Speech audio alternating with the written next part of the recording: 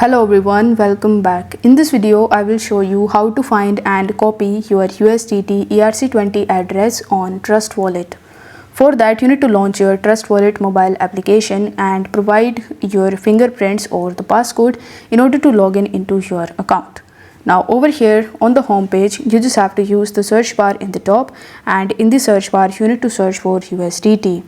Now once you are able to find USDT, you will be able to get it on various types of networks like USDT on Ethereum, BNB, Arbitrum, etc. So as we are working with the USDT ERC20 and we want to find the network, you just have to tap on USDT Ethereum. It is the ERC20 network. So here tap on the receive option and you will be able to see a QR code as well as the deposit address in front of you. So in order to copy it, tap on the copy button and it will be copied on the clipboard. Now you can use this address in order to receive your USDT based on the ERC20 network in your Trust Wallet account. So I hope this video was helpful, and if it was, then don't forget to like this video and subscribe to the channel. Thank you so much for watching.